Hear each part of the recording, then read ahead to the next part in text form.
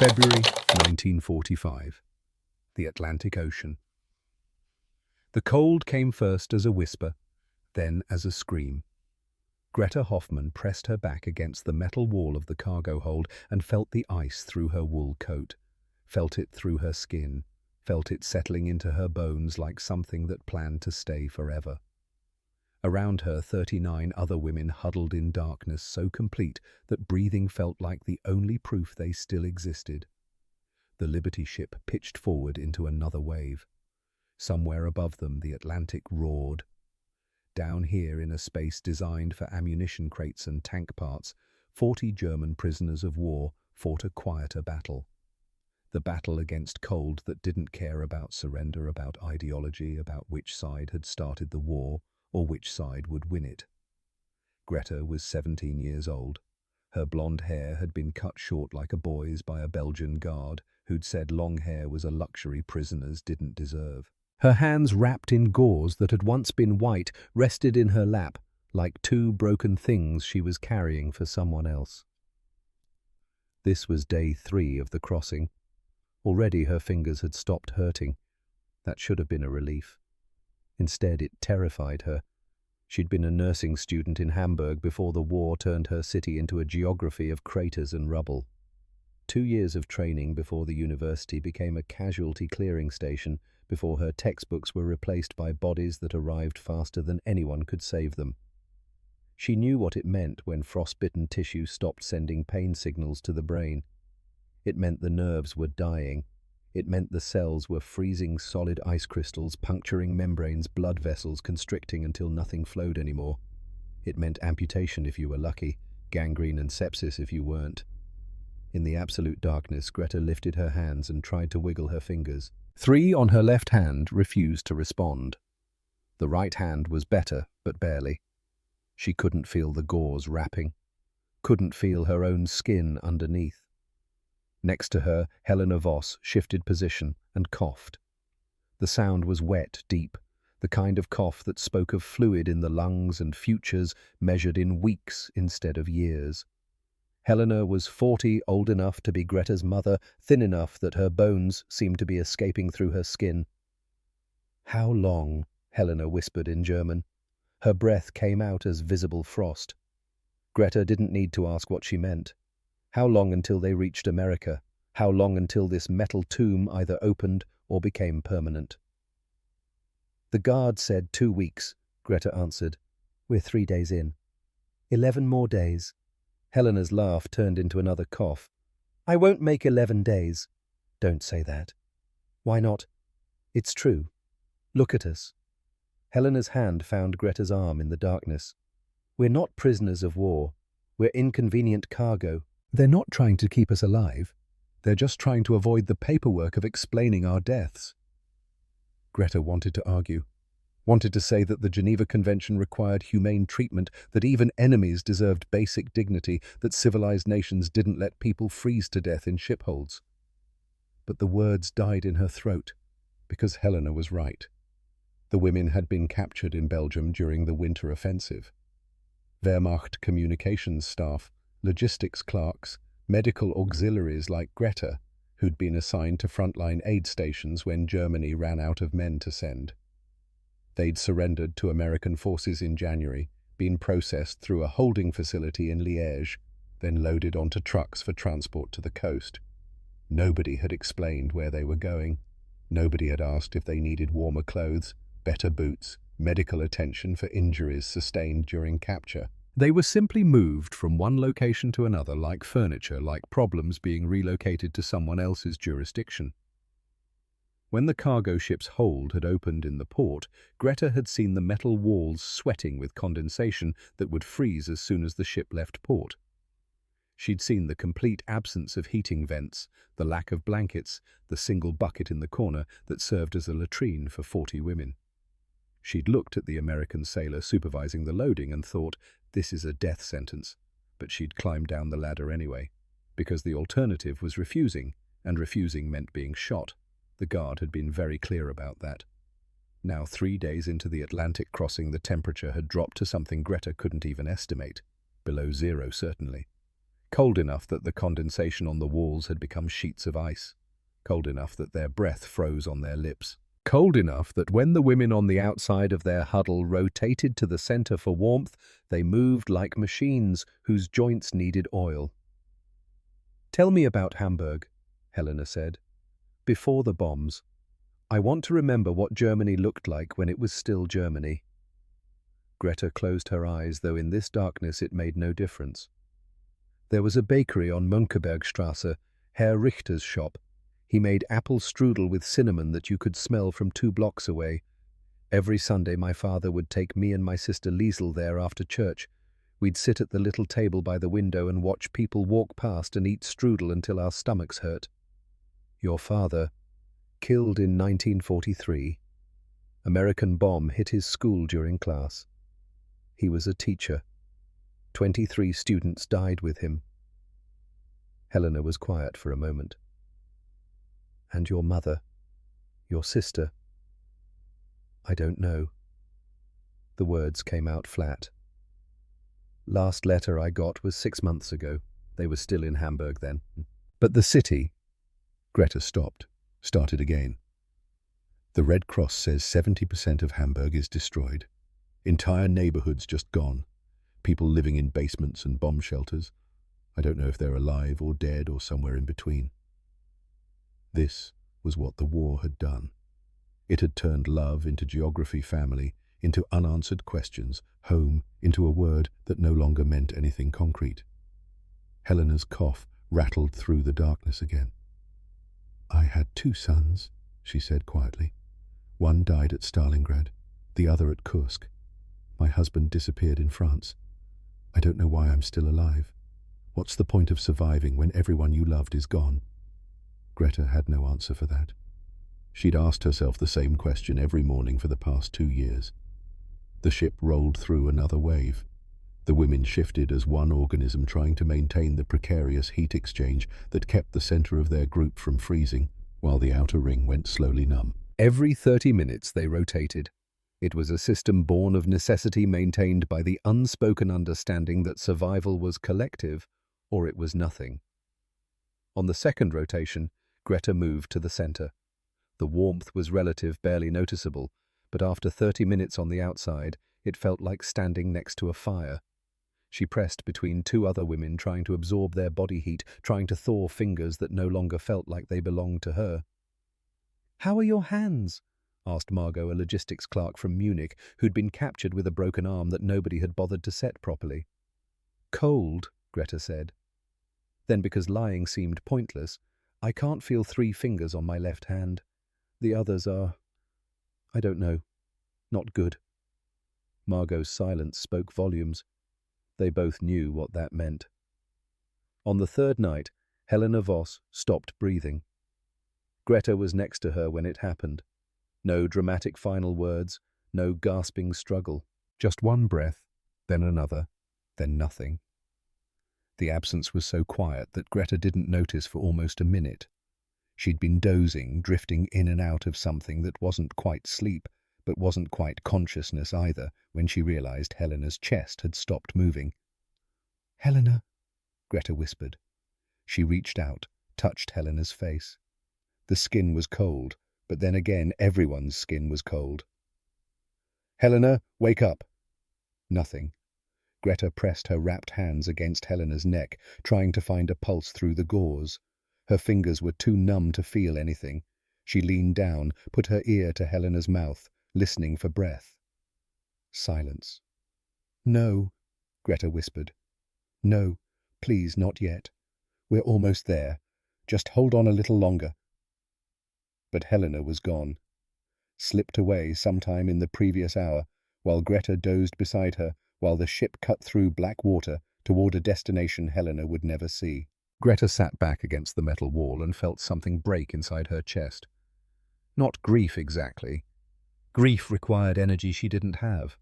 This was something quieter, a kind of resignation, an acceptance that death was no longer an aberration, but a constant companion, patient and inevitable. Around her, other women stirred. "What happened?" someone asked in the darkness. "Helena's dead," Greta said. Her voice sounded strange, distant, like it was coming from someone else's mouth. The women were quiet. Then someone began praying. The Lord's Prayer in German words Greta had heard 1,000 times in churches and at gravesides and whispered in bomb shelters while the earth shook above them. Words that were supposed to bring comfort, but now just sounded like noise. They kept Helena's body in the huddle until morning. It seemed wrong to put her in the corner, like garbage wrong to let her freeze alone. So they held her, this dead woman who'd survived bombs and bullets and the collapse of everything she'd known, only to die in a ship's hold 3 days from shore. When the American sailors opened the hatch the next morning to pass down food rations, Greta stood up. "We have a dead woman," she called up in the broken English she'd learned in school. "We need take her out." The sailor looked down. Young face, maybe 20, shocked by what he saw. 40 women packed into a space designed for cargo, frost on their clothes, death in their eyes. "Jesus Christ," he whispered. 2 sailors came down the ladder. They looked at Helena's body, looked at the women, looked at each other with expressions that said they hadn't signed up for this, hadn't expected this, didn't know what to do with the reality of what their country's military apparatus had created. They carried Helena up the ladder. Greta never learned what happened to her body. She imagined it wrapped in canvas and dropped over the side, committed to the Atlantic with or without ceremony, just another casualty of a war that kept finding new ways to kill people. That night, a second woman died. Margot found her in the morning, stiff and cold in the corner where she'd gone to use the bucket and never returned. The sailors came again, carried her away, didn't make eye contact with the remaining 38 women who now understood with absolute clarity that this ship was a lottery and some of them wouldn't survive to collect their prize. Greta's hands turned purple on day 5. She unwrapped the gauze that night when everyone else was sleeping, using the dim light that leaked around the edges of the hatch to examine the damage. The sight made her stomach turn. 3 fingers on her left hand were nearly black. Not bruised black. Dead tissue black. The kind of black that meant necrosis, cell death tissue that would never recover.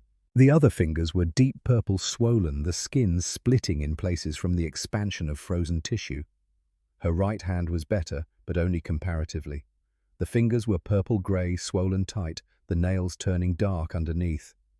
Greta knew enough medical training to understand what she was looking at. 3rd-degree frostbite on 3 fingers, 2nd degree on the rest. The kind of damage that required immediate intervention, debridement of dead tissue, careful rewarming protocols, antibiotics to prevent infection, none of which existed in this frozen metal box. She wrapped the gauze back around her hands and leaned against the wall.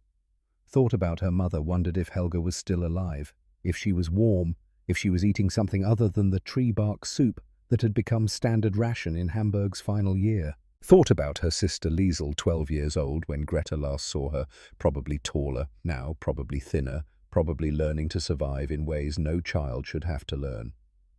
Thought about the propaganda she'd been fed for years. Americans are monsters. Americans torture prisoners. If you're captured, expect no mercy, only cruelty and death. Looking at her hands at the purple-black evidence of systematic neglect, Greta thought, maybe the propaganda was right. On day 10, she stopped being able to feel her hands at all. The numbness spread from her fingers to her palms to her wrists. When she tried to flex her fingers, some responded sluggishly. Others didn't move. The dead tissue was advancing, turning grey, then black, spreading like a stain that couldn't be washed out. Red lines appeared on her forearms, thin streaks radiating upward from her wrists, like poison rivers flowing toward her heart. Infection. Sepsis. Blood poisoning from dead tissue breaking down and releasing toxins into her system. Greta had seen this before in Hamburg. Soldiers with untreated wounds, civilians with crush injuries from collapsed buildings. The red lines always came first, then fever, then delirium, then death, usually within 48 hours. She said nothing. What was the point? There was no medical care here, no antibiotics, no clean water, no sterile environment for debridement. All she could do was wait and see which would kill her first, the freezing or the infection. On day 14, the ship's engines changed pitch. The women stirred, looking at each other in the darkness, afraid to hope, but unable to stop themselves from hoping anyway. "What does it mean?" someone whispered. "Maybe we're close," another voice answered. "Maybe we're almost there." The ship slowed, stopped. For hours, nothing happened. Then the hatch opened, and bright winter sunlight poured down like something physical, like a weight that had substance and mass. Greta closed her eyes against the glare. After 2 weeks in absolute darkness, even February sunlight felt like staring into the sun. "Everyone up," a voice called down in English. "Let's go, move it." The women climbed the ladder slowly. Some had to be helped. All of them moved like people who'd forgotten what their legs were for what walking meant, what the world looked like when it wasn't pitch black and freezing. Greta climbed last. Her hands were useless on the ladder rungs, so she hooked her elbows around each rung and hauled herself up through pure shoulder strength. When she reached the top and stepped onto the deck, the cold air hit her face and she gasped. It was cold up here too, but it was clean cold, moving cold. Cold that came with wind and sky and the smell of salt water instead of the stagnant frozen hell of the cargo hold. Around her, the other women stood blinking in the light like creatures emerging from caves. 38 of them now. 2 left behind in the Atlantic, committed to depths that would keep them forever. A Navy medic walked past the group, counting heads, checking a clipboard. He got to Greta and stopped. Stared at her hands, wrapped in gauze that was no longer white but brown with old blood and darker stains. "Jesus," he said. Then he turned and vomited over the side of the ship. Another sailor came over, looked at the medic, looked at the women, looked back at the medic. "What the hell happened down there?" The medic wiped his mouth. "Get them off this ship. Get them to medical. Now." They were loaded onto trucks. Canvas-covered diesel engines coughing in the cold Virginia air. Greta sat on a wooden bench and watched America pass by through gaps in the canvas. Trees, roads, buildings that weren't bombed to rubble. People walking on sidewalks like war was something that happened in other places to other people. It was disorienting, obscene. This country that had spent years dropping bombs on her city that had killed her father and maybe her mother and maybe her sister looked untouched, whole, normal. The trucks drove for hours, through cities and farmland and landscapes that Greta couldn't process because exhaustion and infection were turning her thoughts into fog. She dozed, woke, dozed again. Each time she woke, her hands hurt more, which meant the tissue was thawing, which meant the nerve endings were waking up and screaming. By the time they reached the next checkpoint, pain was the only thing she could feel. They stopped at a processing facility. More paperwork. More questions in English that Greta barely understood, answered by a translator who looked bored with the whole process. Name, rank, date of capture, next of kin. "Next of kin," Greta repeated.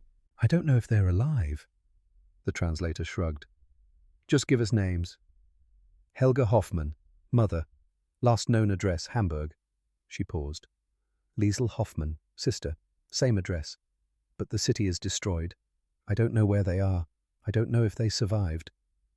The translator wrote it down without looking up. Next question, next form, next number in the endless bureaucracy of war. 6 days in the Virginia facility. 6 days of waiting, of wondering what came next, of watching the infection lines crawl further up her arms while nobody did anything about it. On day 7, they were loaded onto trucks again. "Where?" Greta asked the guard. "Texas," he said. "Fort Sam Houston. Big prisoner of war camp there. You'll be processed, assigned quarters, put to work." Texas. Greta had heard of it. Cowboys and desert and heat that could kill you just as dead as cold. It sounded impossible. Imaginary.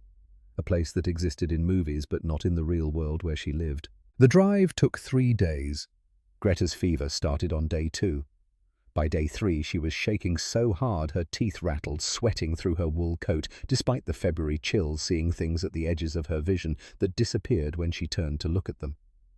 Sepsis was taking hold. The infection spreading from her hands into her bloodstream, pumping poison through her body with every heartbeat. She needed antibiotics. Needed them days ago. needed them with an urgency that was academic because she wasn't going to get them. The propaganda had been clear. Americans don't waste medicine on German prisoners. They let you rot. Slow death as punishment, as deterrence, as the natural consequence of being on the losing side. So when the trucks finally rolled through the gates of Fort Sam Houston on March 18, 1945, Greta Hoffmann expected nothing. No mercy, no help. Just a different location to die in, under a sky that was bigger and bluer than any sky had a right to be. The trucks stopped in front of a low white building with a red cross painted on the roof. Women climbed down, moving slowly, bodies remembering how to stand on solid ground that wasn't rocking with ocean waves. Greta stepped down last. The Texas sun hit her face like a physical force.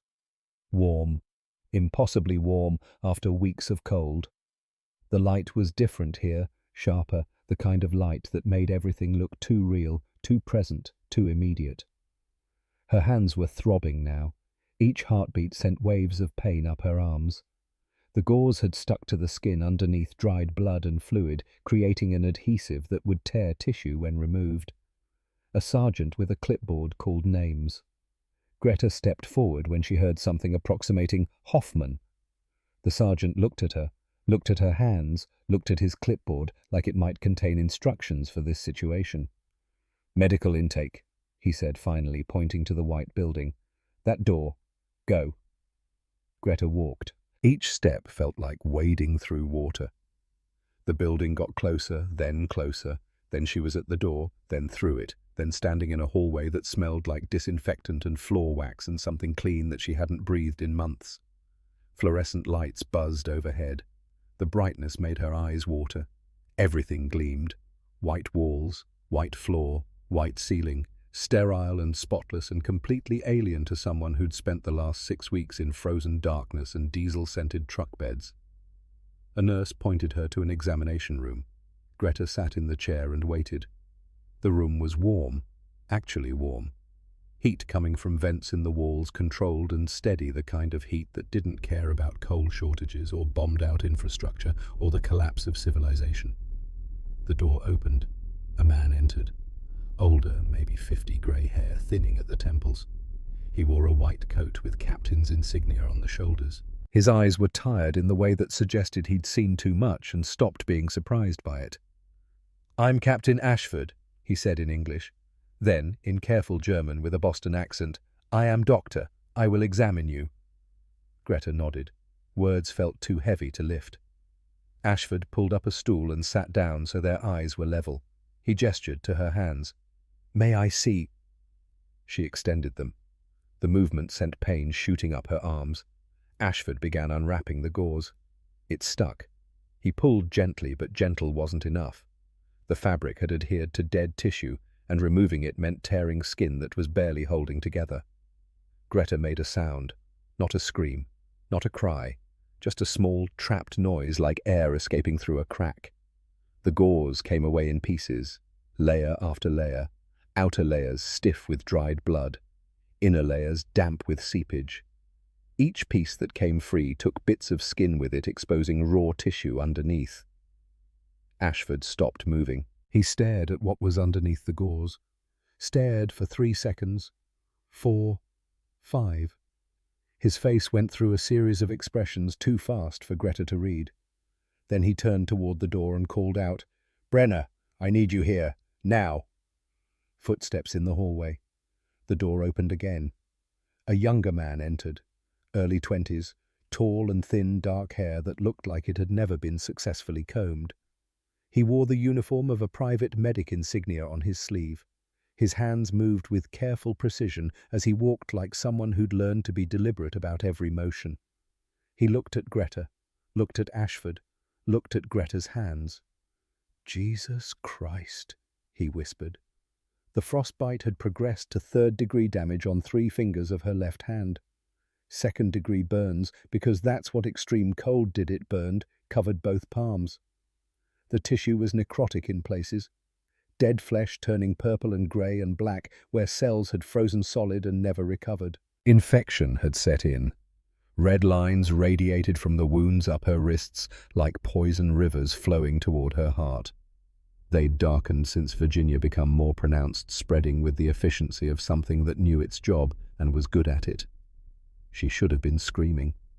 Instead, Greta Hoffman sat perfectly still in the examination chair, eyes focused on a spot above Captain Ashford's shoulder, breathing through her nose in short, controlled bursts. Pain so constant it had become normal.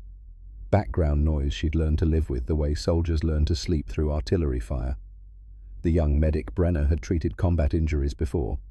Soldiers shipped back from Europe with shrapnel wounds and bullet holes and burns from tank fires.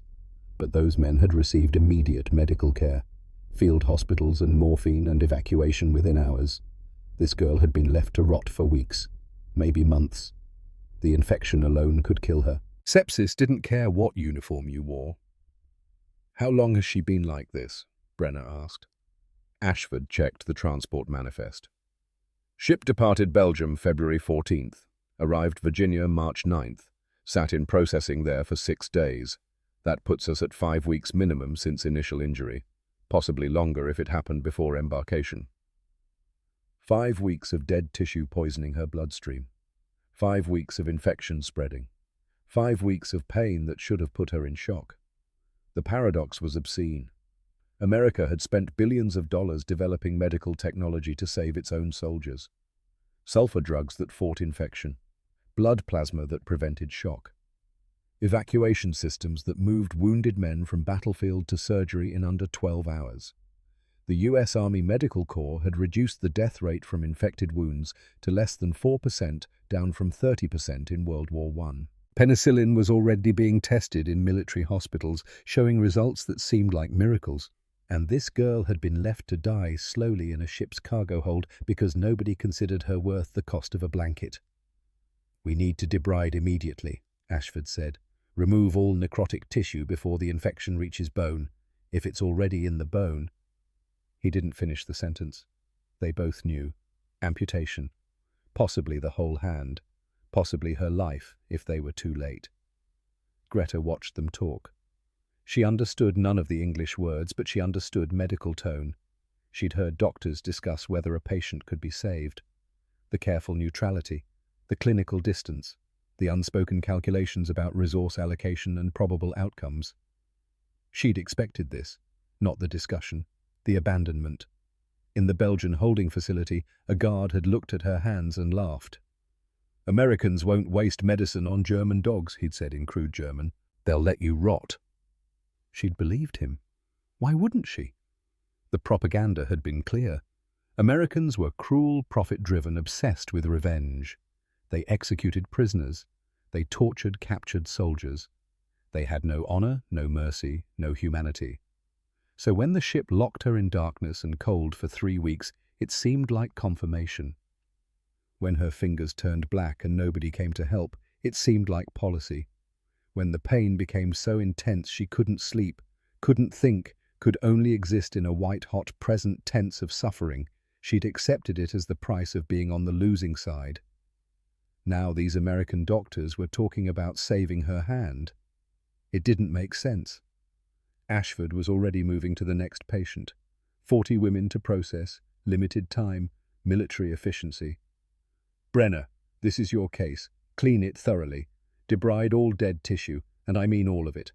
Don't leave anything that'll necrotize further. Sulfur powder, heavy application. Fresh dressings changed twice daily. Keep her here for observation. Monitor for fever, increased swelling red streaking past the wrist.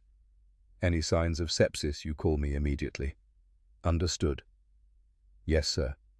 "She speak English?" Brenner looked at Greta. She looked back with eyes that expected cruelty and had already decided not to resist. "I don't think so, sir." "Well, do your best. She needs to understand we're trying to help her, not hurt her, though I suppose the next hour is going to hurt like hell either way." Ashford left. The room felt suddenly larger, quieter. Tobias Brenner gathered his supplies: surgical scissors, tweezers, antiseptic solution that would burn like fire on open wounds, clean gauze rolls sterile and white, sulfur powder in small paper packets. Miracle drug developed in 1935 reduced infection mortality by 60%. The kind of medicine that could save lives if it wasn't too late. He approached Greta slowly. The way you'd approach a frightened animal. She watched him with eyes that expected cruelty and had nowhere left to run. Brenner had seen that expression before. On soldiers who'd been wounded too many times, who'd used up all their hope and had nothing left but stubborn survival. It made him angry. Not at her, at whatever system had let a 17-year-old girl suffer like this for 5 weeks without help. He pulled up a stool and sat down so their eyes were level. "All right," he said quietly, knowing she didn't understand the words, but hoping tone carried meaning. "This is going to hurt. I'm sorry for that. But we're going to fix this. You're going to keep these fingers. I promise you that." She stared at him, uncomprehending. He picked up the scissors and reached for her left hand. She flinched, a full-body tremor, but didn't pull away. That's when he understood. She thought this was the amputation. She thought he was about to cut off her fingers right here, right now, without anesthesia or warning. Just enemy disposal. Efficient American cruelty. "No, no," Brenner said quickly, holding up both hands, scissors pointing away. "Not cutting off, just cutting bandages. Old bandages. See?" He mimed unwrapping his hands, rotating invisible gauze. Then he pointed to the roll of clean white bandages on the tray beside him. "Old, new, on, help, medicine, understand." She didn't, but she stopped pulling away. He began cutting through the outer layers of stained gauze. The fabric had stiffened where blood and fluid had dried. Beneath it, the next layer was damp, stuck to skin with bodily seepage that smelled like infection. Sweet and rotten at the same time. He'd smelled it before, on soldiers who'd lain in muddy foxholes for days with untreated wounds. Gangrene had a specific odor. This wasn't quite that far gone, but it was close. He worked slowly, cutting away sections, peeling back layers that clung to dead tissue. Each piece that came free took bits of skin with it. Greta's shoulders started shaking, fine tremors that ran down through her arms to her damaged hands. Not fear, pain. Pain so intense her body couldn't stay still. "Doing real good," Brenner said softly, keeping his voice steady and low. "You're braver than most soldiers I've treated. Just hang on a little longer." The words meant nothing to her, but the tone did. She focused on his voice like an anchor point, something to hold on to while her nervous system screamed. When the last bandage came free, he filled a steel basin with warm water and antiseptic solution, iodine that turned the water amber-colored. He guided her hands into it gently. She gasped, a sharp intake of breath. The antiseptic hit exposed nerve endings like liquid fire. Then the tears came, silent, steady, carving clean lines through the dust on her face. She cried without sobbing, without making noise, just water falling from eyes that had held it back for too long. Brenner let her hands soak for 3 minutes, giving the antiseptic time to work, killing bacteria on the surface. Then he began the debridement. This was the part that required precision. Dead tissue had to be removed completely, or it would continue to poison the living flesh around it.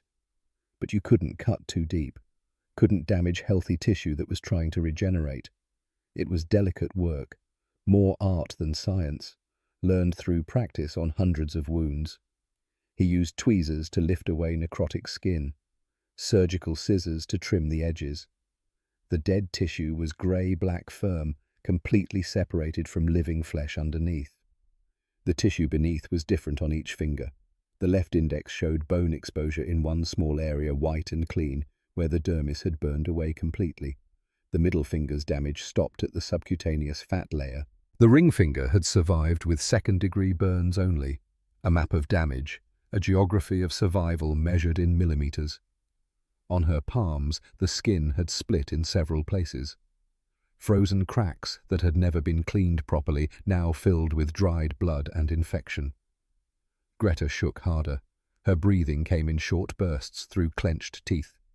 Tears fell steadily onto her lap, darkening the grey wool of her uniform. But she never pulled away.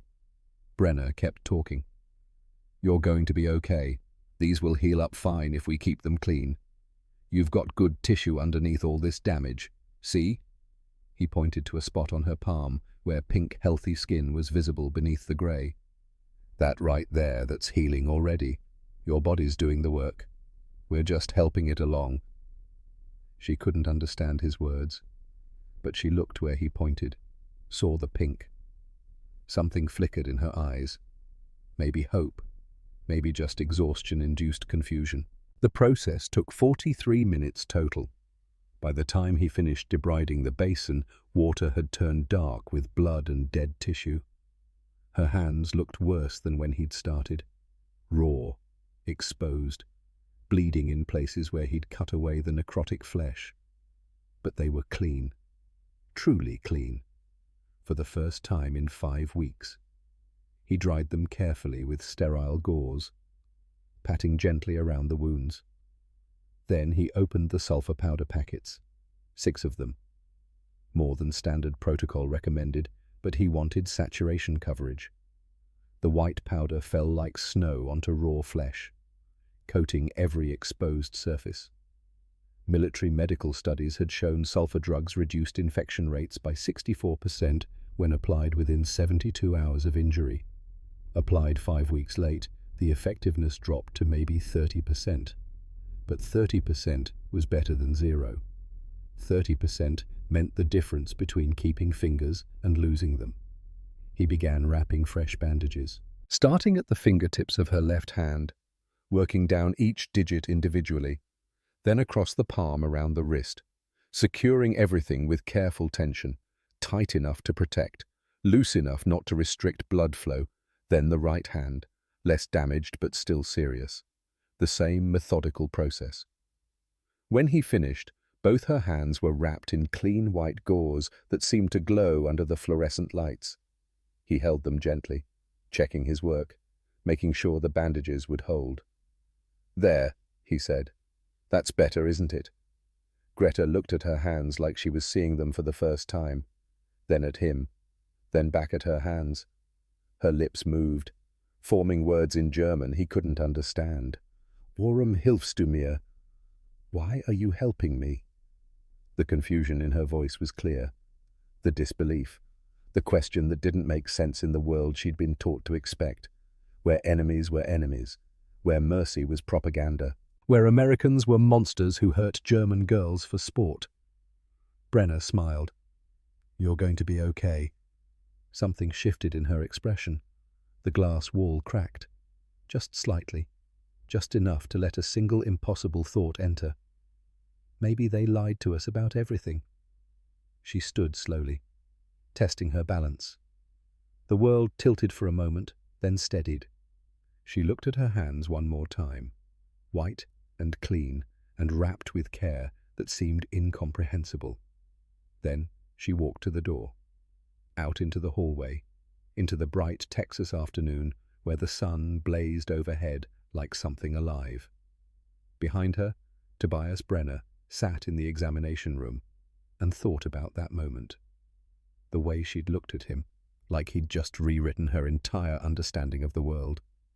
He wondered if she'd survived the infection, wondered if the debridement had been thorough enough fast enough, if 30% effectiveness would be sufficient. Wondered what it meant that he cared so much about one German girl's hands when German soldiers had killed thousands of American boys, when German bombs had destroyed entire cities, when the full horror of the concentration camps was just starting to reach American newspapers.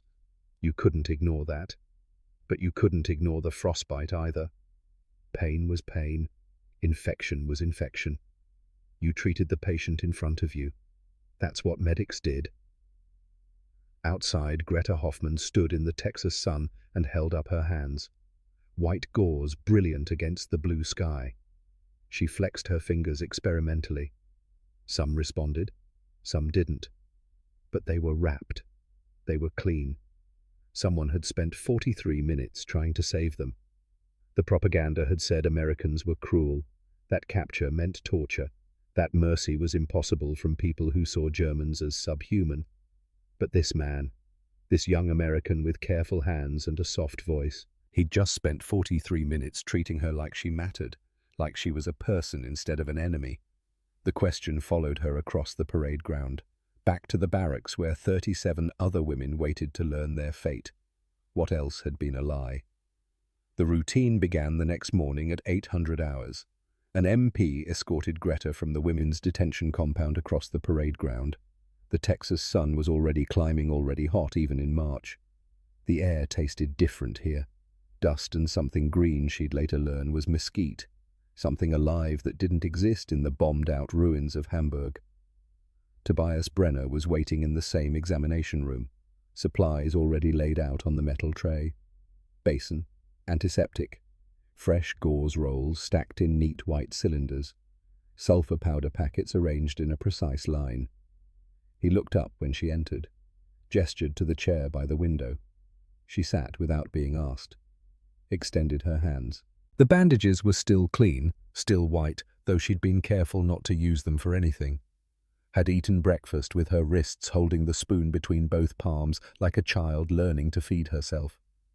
Brenner began unwrapping the left hand first, working slowly, checking for signs the infection was spreading or retreating. The red lines on her forearm had faded slightly. Not gone, but lighter. The swelling had decreased. The tissue underneath the damaged layers was pinker than yesterday. He made a small sound. Relief, maybe. Or surprise. "Good," he said. The English word was simple enough that even Greta understood. Real good. He cleaned the wounds with gentle precision, applied fresh sulfur powder, rewrapped each finger individually. The process took 20 minutes. His hands never rushed, never got rough. He touched her damaged fingers like they mattered. It was disorienting. On the fourth day, the red lines had faded to pale pink. The swelling was half what it had been. New tissue was beginning to grow at the edges of the damaged areas, pink and fragile, but alive, growing. "Infection's clearing," Brenner said that morning, genuine relief in his voice. "You're healing ahead of schedule." Greta watched his face while he worked. He was young, maybe 5 years older than her, though the war made everyone look older than they were. His hands moved with practiced care, never rough, never hurried. He touched her like she was a person, not a problem to be solved. On the 5th morning, she tried to communicate. When he finished wrapping her right hand, she pointed to it, then to him, then pressed her palm against her chest. "Danke," she said. "Thank you." He understood that one, smiled. "You're welcome." She frowned, frustrated by the wall between their languages. Then she tried the English she'd learned in school before the war turned learning into a luxury nobody could afford. "You. Good. Kind." She struggled for the word. "I not understand. Why?" Brenner blinked. "You speak English?" She held her thumb and forefinger close together. "Little. School before war. Not good, but some." His smile widened. "Well, your English is better than my German, which is exactly 0 words." She almost smiled back. The expression felt strange on her face, like muscles she'd forgotten how to use properly. Then she said the thing that had been haunting her since that first treatment. "In Germany, they tell us Americans are cruel, like animals." She chose each word carefully from her limited vocabulary. "They say if captured you will hurt us, torture, kill, maybe worse." She paused. "I think when I come here, I think you will let my hands die. Punishment for being German. But you help.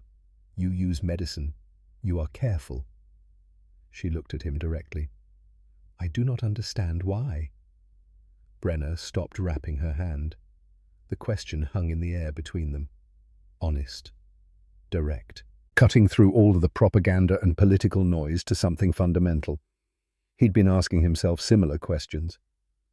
Late at night in the barracks, lying in his bunk, wondering why he cared so much about one German girl's hands when German soldiers had killed thousands of American boys, when German bombs had destroyed entire cities, when Tommy Richardson, His best friend from childhood had died at Hürtgen Forest just 4 weeks ago. German artillery. Direct hit on the aid station where Tommy had been helping evacuate wounded. 23 men killed instantly. Tommy's body shipped home in a sealed casket because there wasn't enough left to view. Brenner had gotten the letter the same week Greta arrived. Tommy's mother writing in shaky cursive about how proud she was, how her boy died serving his country, how she hoped Toby was staying safe. He'd been angry. Yeah, real angry. But this girl sitting in front of him hadn't fired that artillery shell. She was 17 working as a nurse trying to save lives just like Tommy had been.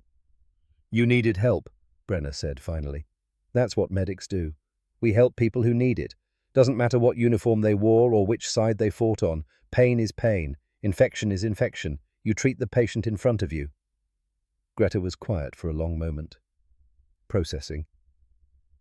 "I think this is good answer," she said. "I think maybe this is reason America will win. Not just because you have more guns, more planes, more everything, because you still see people as people." The paradox was sharp. 2 nations had spent years training their populations to hate each other, to dehumanize the enemy, to believe the other side was fundamentally evil. Millions of dollars poured into propaganda designed to make killing easier, surrender unthinkable, mercy impossible. And here in a Texas hospital ward, 43 minutes of careful medical treatment had shattered all of it. Brenner finished tying off the gauze. "There, good for another day. Keep them dry. Don't use your fingers for any heavy work yet. Healing tissue is fragile." She nodded. Then, in German-accented English that was getting clearer each day, "Tomorrow I come back." "Same time," he confirmed. She stood to leave, paused at the door. "Tobias?" He looked up. It was the first time she'd used his name. "Thank you for seeing me as person, not enemy." "You were never an enemy to me, Greta. Just a patient who needed help." On the 7th day, Brenner escorted her to the base cafeteria. Dr. Ashford had cleared her from intensive medical observation. The infection was controlled. The tissue was healing. She could return to light duty with the other prisoners. But her hands still needed daily treatment, so the routine would continue. "You should eat something proper," Brenner said as they walked across the parade ground. "Hospital rations are garbage. Real food will help you heal faster."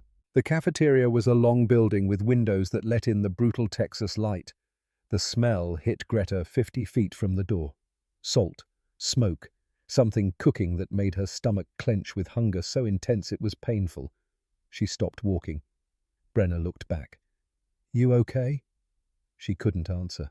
The smell was overwhelming, rich and complex and completely foreign to someone who'd spent the last year eating potato soup and sawdust bread, and in the worst months, things that weren't technically food, but could be chewed and swallowed.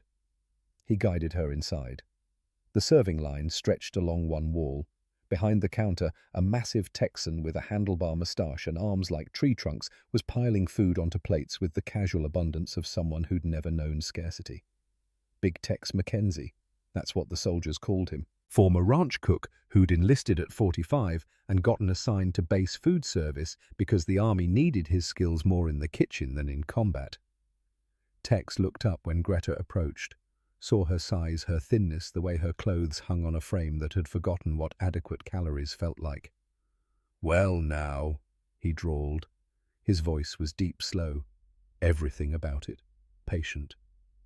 "Let's get some meat on them bones." He loaded her plate without asking what she wanted. 4 strips of bacon, thick cut, glistening with rendered fat. 2 fried eggs, yolks, bright yellow edges, lacy and crisp. 2 slices of white toast, butter already melting into golden pools. A cup of black coffee that smelled like earth and warmth and mornings that weren't about survival. Orange juice in a small glass. She'd never seen fresh orange juice. In Germany, oranges were something you saw in picture books. Exotic, impossible. Belonging to a world before rationing made luxury a memory. Greta took the tray with both hands, bandages white against the brown plastic. The weight of it felt obscene. This much food. Just for breakfast. Just for her. Brenner led her to a table near the window, sat down across from her. watched her stare at the plate like it might be a hallucination that would disappear if she blinked. "Go on," he said gently. "Eat." She picked up a strip of bacon. Still warm. Grease coating her fingers through the thin bandages. She could feel the heat of it. The texture. The first bite hit her tongue, and the world stopped. Salt exploded across her taste buds. Then fat, rich and heavy, and coating her mouth like warm silk. The crispy exterior gave way to melting richness underneath a subtle sweetness she hadn't expected. She closed her eyes, chewed slowly, forgot the war, forgot the pain, forgot everything except this moment, this bite, this impossible abundance distilled into something she could hold in her hand. By the third bite, tears were falling onto the plate. Silent, unstoppable. The memories came without warning, unbidden and sharp. Hamburg, winter, 1944. 6 months ago, though it felt like 6 years. Their apartment building still standing then, though half the block was rubble. Greta sitting at the kitchen table watching her mother Helga prepare dinner. Except there was nothing to prepare, just water boiled in a pot with strips of tree bark for flavor, birch because pine was too bitter, boiled until the water turned brown and you could pretend it was broth. Her sister Liesel, 12 years old, sitting across from her, ribs showing through her nightgown. Too tired to cry anymore, just staring at the bowl with eyes that had stopped expecting the hunger to end. Helga had given most of her portion to Liesel. Greta had given half of hers. They'd all pretended not to notice. All pretended the bark soup was adequate. All pretended tomorrow might be better, even though tomorrow was never better. The last image Greta had of her family, Liesel's hollow eyes. Helga's hands shaking as she ladled brown water into chipped bowls. The empty cupboard behind them that had once held flour and sugar and coffee and all the things that made a house a home. And now Greta sat in an enemy country, eating bacon, 4 pieces of it, more meat than she'd seen in 3 months, more fat than her body remembered how to process. She stared at the remaining strips on her plate, perfectly cooked, still warm, waiting. "My mother," she whispered in broken English. "My sister. They are hungry, maybe dead. I do not know." Her voice cracked. "And I eat this." The guilt was physical, a weight in her chest that made breathing difficult. Brenner leaned forward. His voice was quiet. "You're not bad. You're surviving. Your mother would want you to eat. Your sister would want you to live. But they are not here," he interrupted gently. "You can't help them by starving yourself. You can't honor them by dying when you have the chance to live." He pushed the plate closer. "Eat. Honor them by living. That's what family wants." Greta looked at him, then at the plate, then back at him. She picked up another strip of bacon, forced herself to eat it. Each bite now tasted like guilt and gratitude mixed together, like survival and betrayal, like being alive when being alive felt like a crime against everyone she'd left behind. She finished the eggs, the toast, drank the orange juice in 3 swallows, the sweetness so intense it made her teeth ache. When she was done, she felt sick. Too much richness after months of near starvation. Her stomach cramped. But underneath the discomfort was something else. Energy. Real energy from real food. Her body remembering what fuel felt like. Big Tex appeared beside the table, set down a chocolate bar. Hershey's. Brown wrapper, simple logo. The kind of thing American soldiers got in their rations. Rationed for fighting men, not for prisoners. "For the little lady," Tex said. His handlebar moustache twitched with something like a smile. "On the house." He walked away before Greta could respond. She stared at the chocolate bar, picked it up, turned it over in her bandaged hands. She'd never tasted chocolate. Never. Not before the war, not during. It was exotic, expensive. The kind of thing that existed in other people's lives, but never hers. Brenner watched her. "You've never had chocolate?" She shook her head. "Go on, Try it." She unwrapped it slowly. The brown square inside looked ordinary, unimpressive. She broke off a piece and put it in her mouth. The sweetness hit like a physical blow. Sugar. Pure and overwhelming and unlike anything she'd ever experienced. It melted on her tongue, coating her mouth, the flavor so intense her brain couldn't process it. Too much. Too sweet. Too rich. Too everything. She sat very still, letting it melt completely before swallowing. "Well?" Brenner asked.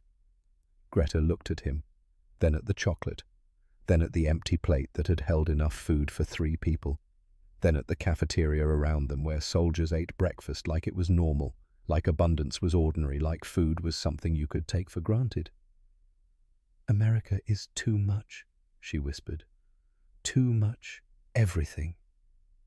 That night, lying in her bunk in the women's barracks, Greta stared at her hands in the darkness.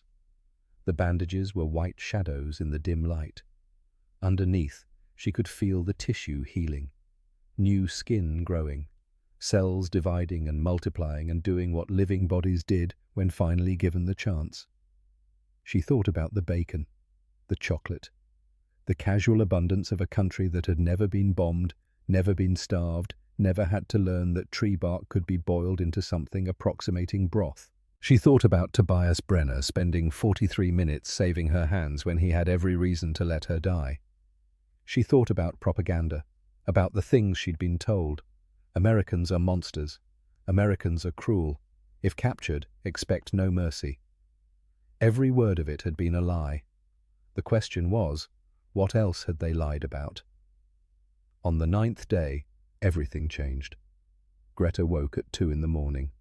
Her body was on fire, not metaphorically, actually burning. Fever spiking so high she could feel it cooking her brain, turning her thoughts into fragments that didn't connect properly. She tried to sit up. The barracks spun. She fell back onto the bunk, shaking so hard her teeth rattled. Cold. So cold. Colder than the ship hold, colder than anything, even though sweat poured off her in sheets. Someone called for the guard. Voices above her, around her, but Greta couldn't focus on them. The fever had her in its grip and wouldn't let go. The guard came, took one look at her and ran for the medical building. They carried her on a stretcher. The stars wheeled overhead, too bright, too many spinning in patterns that made no sense. Greta tried to say something, but her mouth wouldn't work. Words came out in German, then English, then nonsense that was neither. "Mama," she whispered. "Liesel. Kalt. So kalt." Mother, sister, cold, so cold. The medical ward lights were brutal. Brenner was there within minutes, hair uncombed, uniform half-buttoned, called in from sleep because the nurse on duty knew this was his patient. He cut away the bandages. Greta barely felt it. The fever had pushed pain into the background, replaced it with a kind of floating detachment where nothing felt quite real. Underneath the gauze, the infection had returned with a vengeance. The red lines that had been fading were back, dark, angry, spreading from her wrists to her elbows like poison vines crawling toward her heart. The tissue around the healing wounds was swollen again, hot to the touch, seeping fluid that smelled wrong. Sepsis. Blood poisoning. The infection had breached containment and was flooding her system with toxins her body couldn't fight. Dr. Ashford appeared, checked her vital signs, took her temperature. 104.3 degrees Fahrenheit. Dangerously high. High enough to cause permanent brain damage if it went higher. High enough to kill if they couldn't bring it down. He examined the red lines on her arms, pressed the tissue, watched it stay white for too long before blood returned. "She needs penicillin," Ashford said. "Now." Penicillin, the miracle drug. Developed in 1928, mass-produced starting in 1942, reducing mortality from infected wounds by margins that seemed impossible, saving thousands of lives across Europe and the Pacific. Brenner nodded, waited for Ashford to write the order.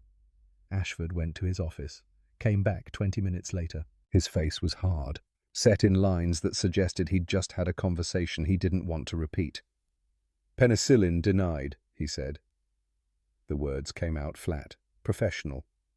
But underneath there was something else. Anger, maybe, or shame. Supply officer says it's restricted to American servicemen only. Priority protocol. She's enemy POW. Gets standard sulfur treatment. Nothing more. Brenner stared at him. Standard sulfur won't stop sepsis. She'll be dead in 48 hours. I know. So we just let her die because of paperwork. Those are the rules, Private. War Department policy. I don't like it either, but I don't make the regulations. Ashford turned to leave, stopped at the door. I'm sorry, Brenner. I really am. Do what you can with what you have. Then he was gone. Brenner stood beside Greta's bed. She was delirious now, mumbling in German, words he couldn't understand but could guess at. Mother, sister, home, cold. The fever dreams of someone whose brain was cooking in its own heat. He thought about Tommy Richardson, about the letter from Tommy's mother, about the promise they'd made as kids fishing in the Oklahoma Creek, 12 years old, with the whole world ahead of them. Always do what's right, not what's easy. Tommy was dead. German artillery had seen to that. But Tommy wouldn't want him to hate this girl. Tommy would want him to do his job. Help people who need help. That's what medics did. That's what good people did. Brenner looked at the clock. 10:43 p.m. He looked at Greta shaking on the bed, dying from an infection that penicillin could stop in 12 hours. He looked at the supply room door, locked with a simple padlock, the kind you could pick with a bent paperclip if you knew what you were doing. He'd learned a lot of things growing up poor in Oklahoma, including how to open locks that weren't supposed to open. At 11:15 p.m., Tobias Brenner committed his first crime. The supply room lock took 3 minutes. The penicillin box was on the top shelf, clearly marked, containing 50 vials of the miracle drug that was saving American lives across 2 theaters of war. He took 1 vial, 5,000 units, enough for the initial dose. He left a note on the inventory sheet. 1 vial, penicillin patient ID 847G. I'll face the consequences. Private T. Brenner. Then he returned to Greta's bedside and administered the injection. The clear liquid went into her IV line, would circulate through her bloodstream, killing bacteria, stopping the infection's advance. If it wasn't too late. If the sepsis hadn't already progressed beyond saving. All he could do now was wait.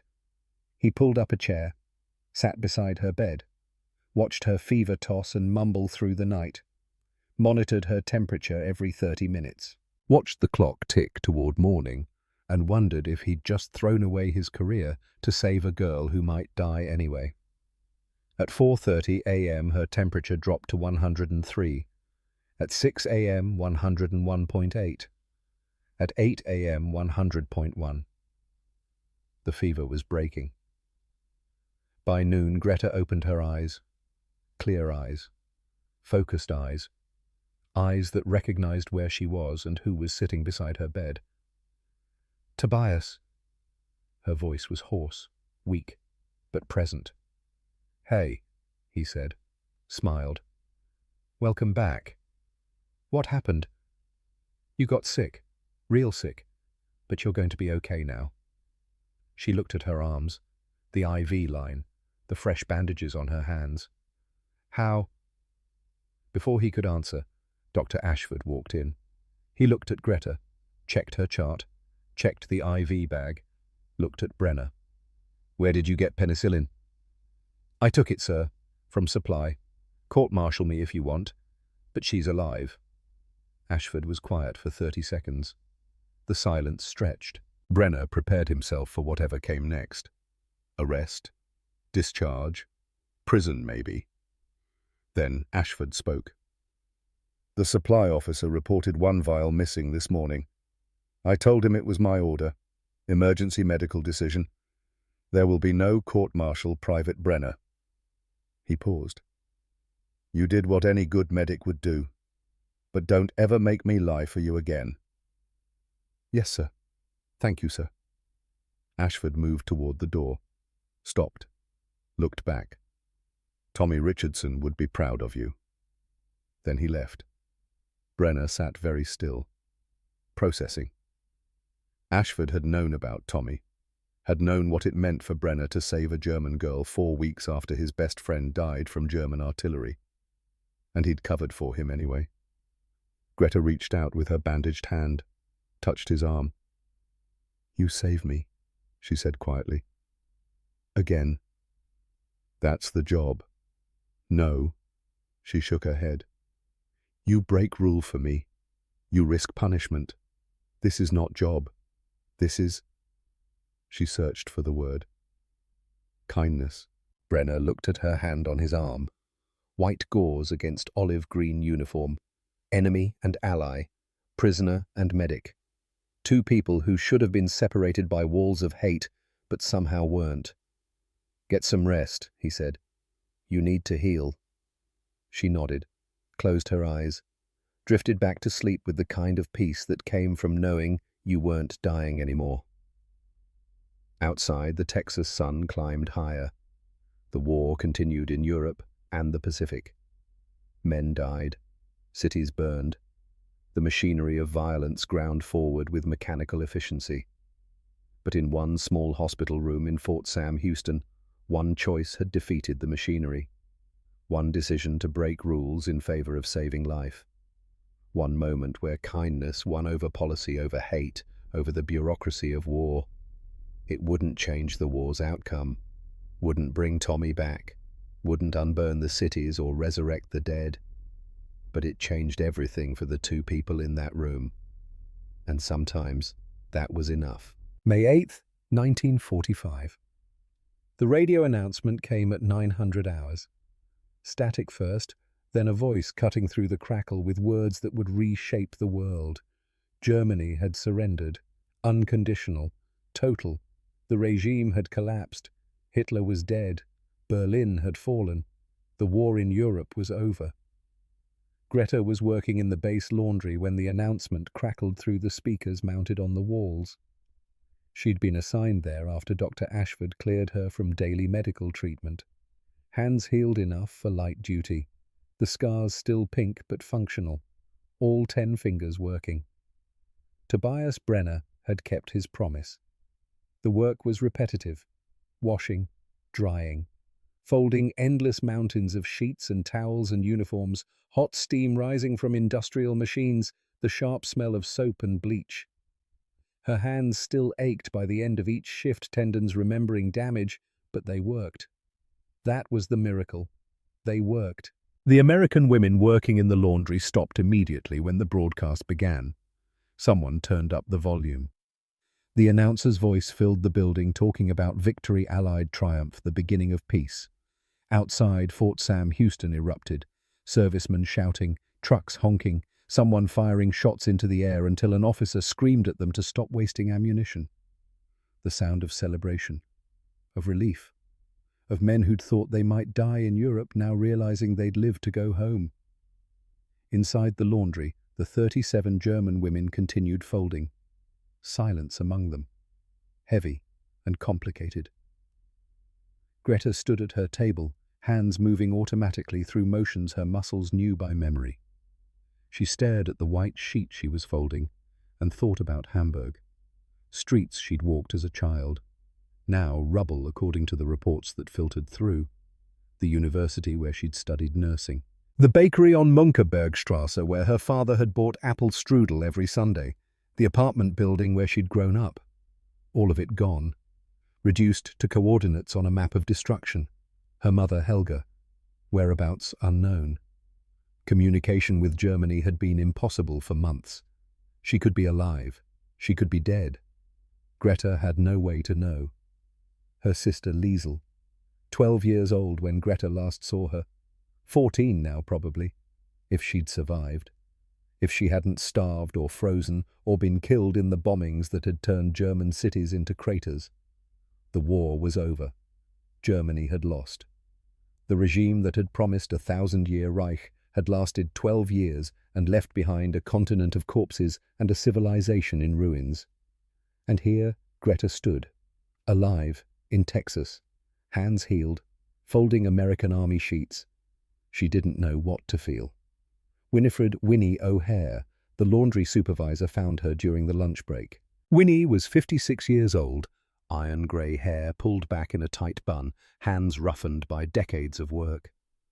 She'd lost a nephew at Normandy and a son-in-law in the Ardennes. She had every reason to hate the women in grey uniforms who worked under her supervision. Instead, she brought Greta a cup of cold water. "You all right, love?" Winnie asked quietly. Her Irish accent was still thick despite 40 years in America. Greta took the water. Her English had improved dramatically over 2 months of daily practice with Tobias. "I do not know what I am," she said. "The war is finished. Germany is destroyed. I do not know if my family lives. I do not know what happens to us now." "They'll send you home eventually. Repatriation, they call it.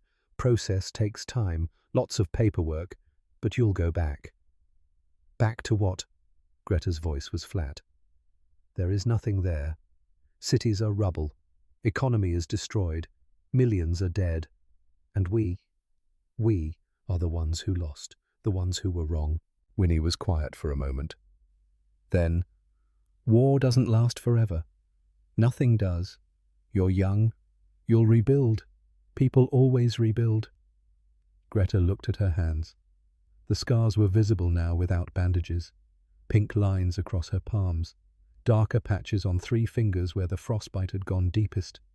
They'd fade to white eventually, but they'd never disappear completely. "I think," Greta said slowly, "I think maybe you are right. Maybe you rebuild one choice at a time. One person helping another person, like Tobias helped me."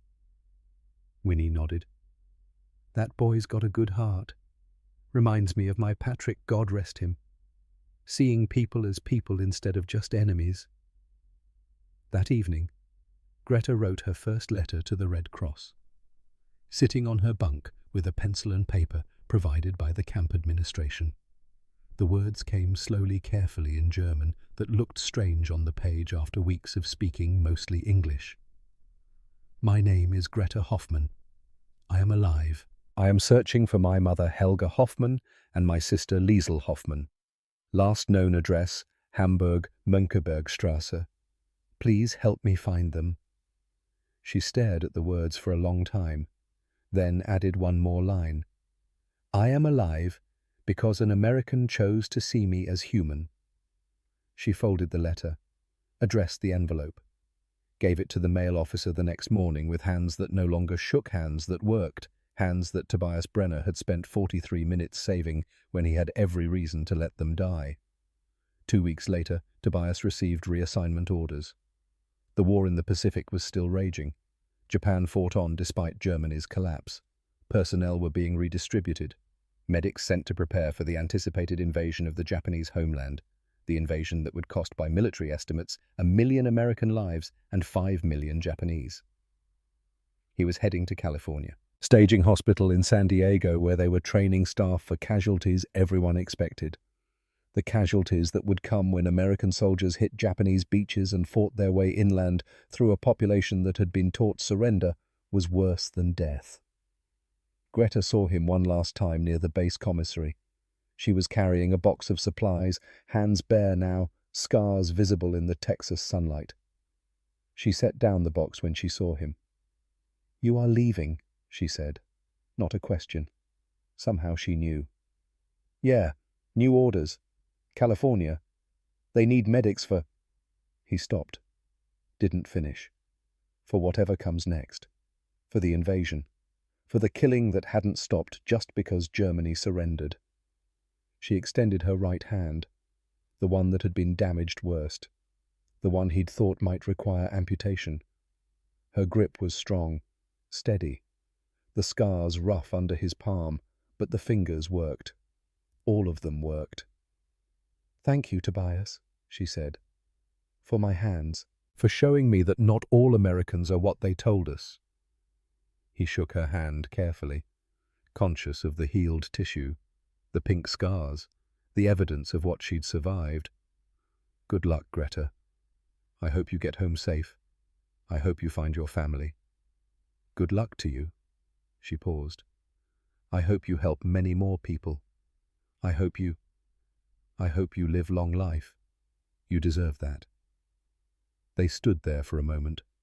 Two people whose lives had intersected briefly in the chaos of war, who'd taught each other something about humanity that no propaganda could erase, who'd found against all odds and expectations a moment of grace in the machinery of violence. Then he left, walked across the parade ground toward the administration building, didn't look back. Greta watched him go, watched until he disappeared into the building, watched the empty space where he'd been. Then she picked up her box and continued working. The Texas sun blazed overhead, indifferent, eternal.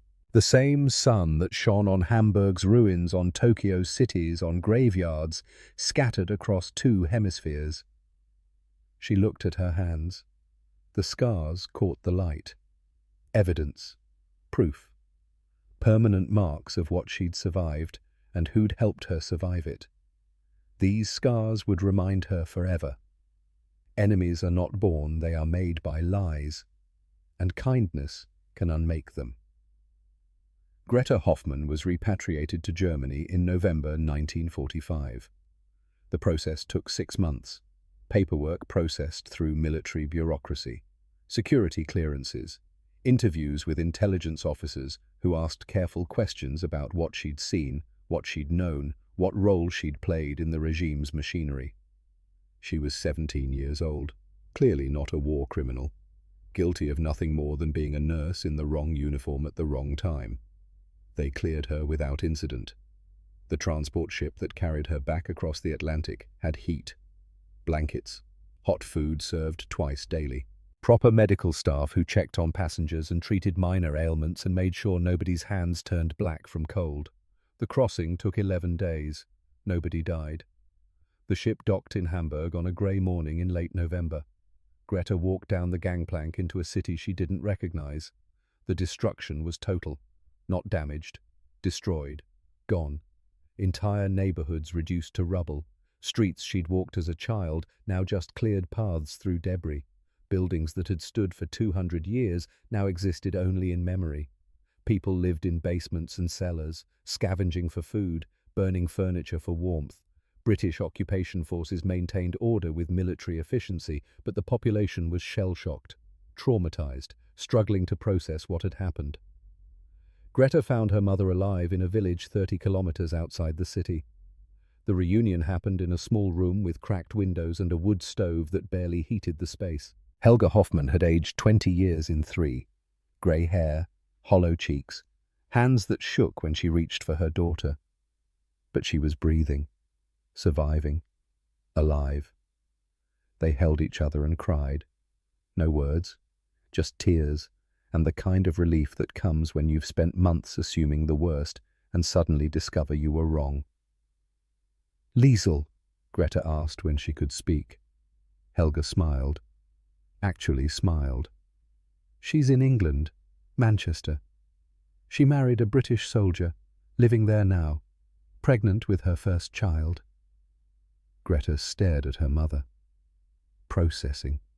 Her younger sister, who'd been 12 when Greta last saw her, had married an enemy soldier, was living in the country that had bombed their city to ruins, was carrying a half-British child. The world had turned upside down and kept spinning. In 1946, Greta returned to nursing school. It took 3 years to complete her degree in the chaos of post-war Germany, studying in makeshift classrooms with used textbooks. Limited supplies, constant shortages. But she finished. She worked as a nurse for the next 42 years. Hamburg first, then Munich, then Berlin after reunification. Trauma wards, emergency rooms, places where people arrived broken and left healed or didn't leave at all. She treated patients with the same careful attention Tobias Brenner had shown her. Gentle hands, deliberate precision, seeing people as people instead of problems to be solved.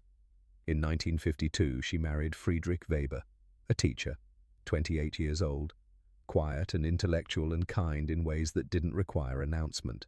They had 3 children, Marlene in 1953, Heinrich in 1955, Ingrid in 1958. She told them Tobias's story every year on March 18th, the anniversary of the day she arrived in Texas with hands that should have killed her. The story became family legend. The American medic who spent 43 minutes saving a German girl's hands when he had every reason to let her die. Who broke rules to steal penicillin. Who chose kindness over hate. Marlene asked once when she was 10, "Mutti, why did he help you?" Greta looked at her daughter, at the scars on her own hands, at the life she'd built because one person made one choice in a Texas hospital room. "Because kindness doesn't need a reason," she said. "It's just human." Tobias Brenner never deployed to the Pacific. Japan surrendered in August 1945, 3 months after he arrived in California.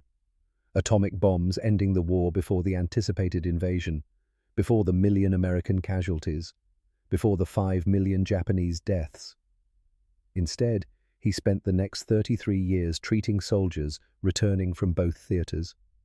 Broken bodies, shattered minds, men who'd seen and done things that would haunt them forever. He married Ruth Callahan in 1947, a nurse, 25 years old, Irish-American with red hair and a tough exterior that hid a soft heart. They had 2 sons. Thomas, born 1948 and named after Tommy Richardson. James, born 1951. Both became doctors, carrying forward the family tradition of healing. Tobias worked at VA hospitals across California, San Diego Naval Hospital for most of his career, treating severe trauma, burns, frostbite, complex wounds that required the kind of careful precision he'd learned in Texas. Every March 18th, he lit a candle.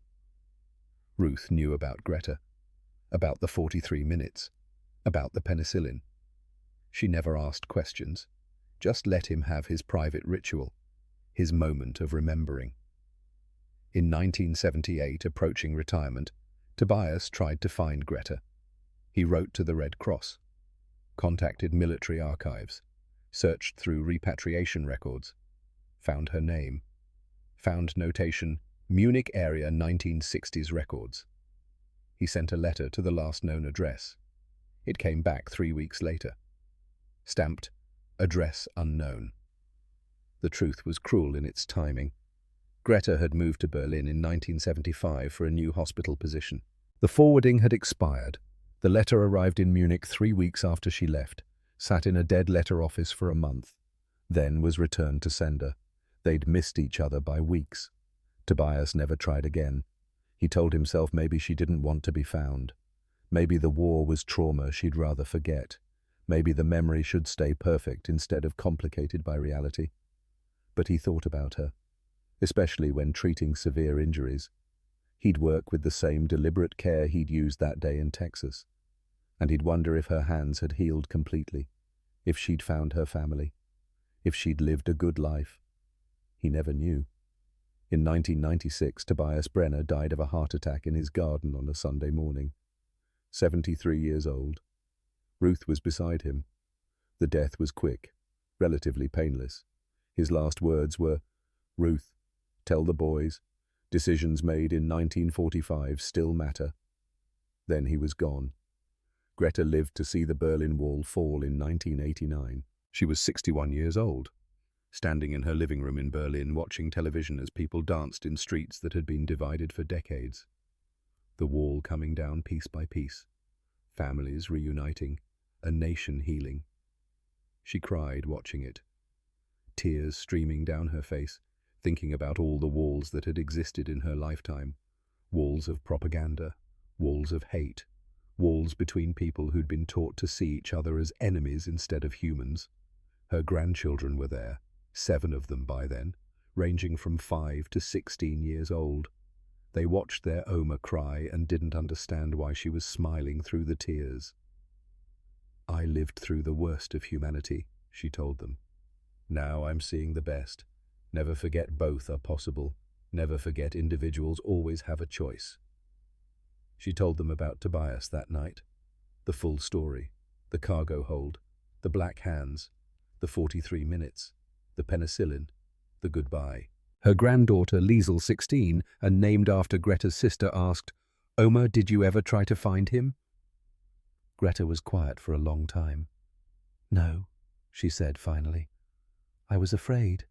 Afraid he'd forgotten. Afraid the memory was better than reality. Afraid to disturb his peace." She paused. "Do I regret it every day? But also no. He found me when it mattered most. That's enough." Friedrich died in 2007, heart disease, 83 years old. They'd been married 55 years. Greta moved in with Marlene in Berlin. Her hands still worked, though arthritis had settled into the joints. The scars were white now, faint, but visible when you knew where to look. In the spring of 2009, pneumonia complications put her in the hospital, 81 years old. Her body finally worn down by 8 decades of living. Marlene sat beside her bed. Heinrich and Ingrid visited daily. The grandchildren came when they could. Liesel, 26 now, and studying to be a nurse herself, spent hours sitting with her Oma. One afternoon, Liesel noticed the scars on Greta's hands. "What are these from Oma?" Greta looked at her hands, turned them over. The scars caught the afternoon light coming through the hospital window. "Frostbite," she said. "March 1945. My fingers turned black. I thought I would die." "But you didn't."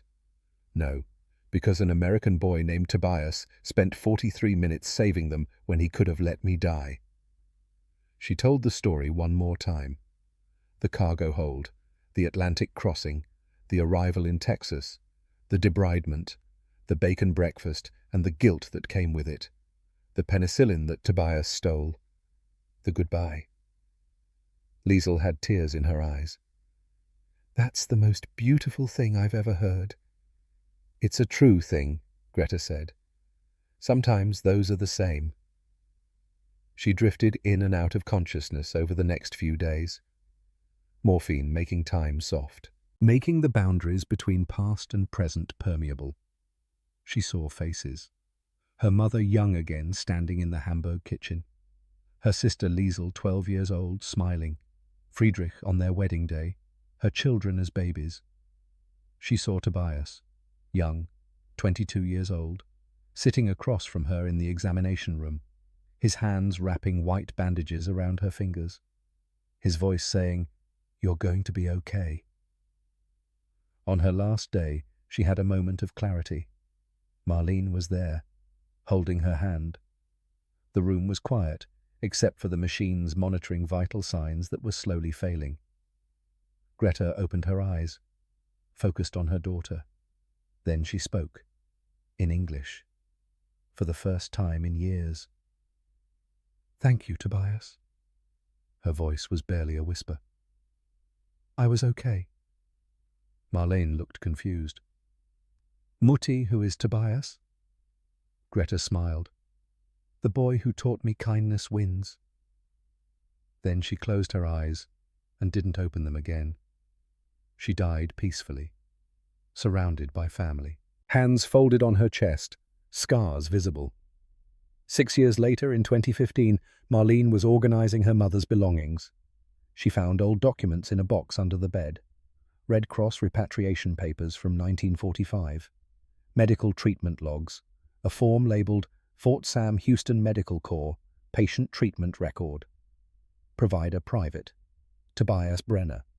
Diagnosis: severe frostbite, bilateral hands, grade 2 to 3 necrosis. Treatment: debridement, 43 minutes, sulfur application, penicillin administration, unauthorized. Notes: handwritten. Patient responded well, full function expected, remarkable resilience. Private T. Brenner. Marlene sat on the floor of her mother's Berlin apartment and stared at the paper. Then she opened her laptop and searched Tobias Brenner, Oklahoma medic, WWII. The obituary appeared immediately. San Diego Union Tribune, June 1996. Tobias Toby Brenner, 73V, a hospital physician, 33 years, survived by wife Ruth Callahan Brenner, sons Thomas and James, 13 years. Her mother had died 13 years after Tobias. Same year Marlene had her first child. They'd never known about each other's lives, never known they both survived. Both built families. Both carried the same memory for 64 years. Marlene wrote a letter, addressed it to the address in the obituary. Maybe someone still lived there. Maybe the sons would get it. The letter detailed everything: Greta's life, her 42-year nursing career, her 3 children and 7 grandchildren, her final words in English. 3 weeks later, a response arrived, handwritten, from Thomas Brenner, age 67. Dear Dr. Weber, your letter moved me to tears. My father rarely spoke of the war, but in 2005, dying of heart disease, he told me about the German girl with black hands. He said, I always wondered if she made it home, if her hands healed, if she found her family. In 1978, he tried to find her. Letter returned. He never tried again. 3 weeks before he died, he wrote a letter, asked my mother to keep it sealed until she passed. Mum died 2008. We opened it then. I'm enclosing a copy. The enclosed letter was written in Tobias's handwriting, shaky from illness, but legible. June 1996. To my sons, Thomas and James. If you're reading this, your mother and I are both gone. There's something I need you to know. In March 1945, a 17-year-old German girl sat in my examination room at Fort Sam Houston. Her name was Greta Hoffman. Her hands were black from frostbite. 5 weeks untreated. She should have died from sepsis.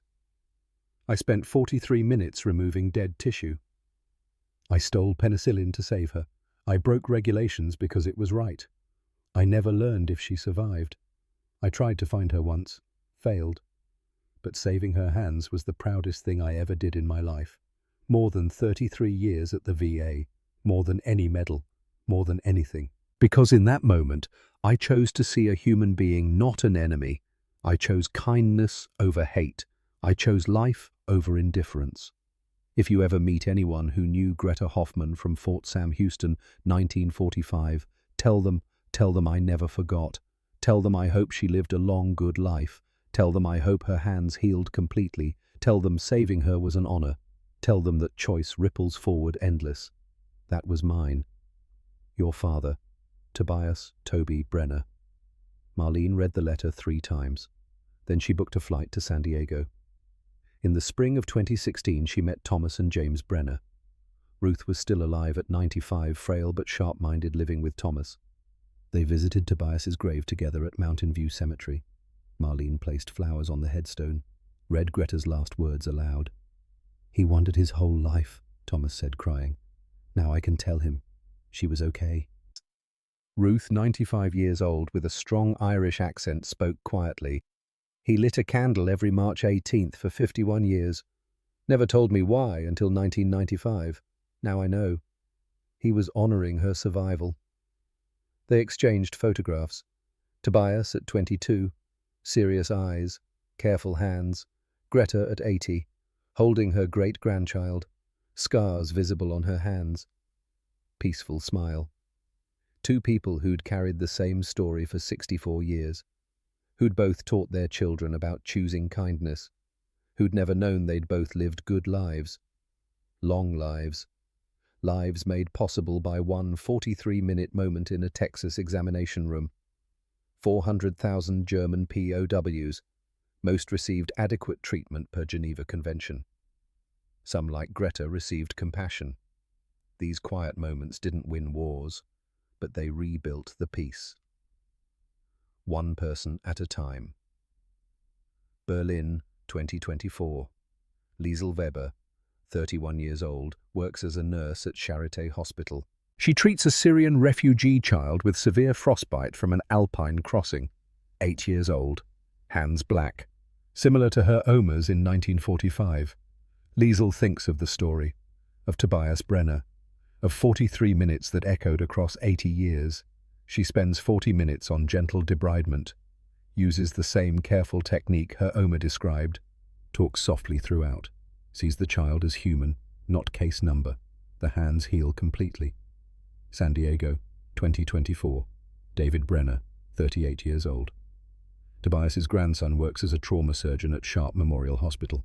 He treats a 93-year-old Korean War veteran with burn wounds from a house fire. He works with deliberate precision, gentle hands, talking throughout the procedure. The veteran asks, "Why do you care so much about an old man like me?"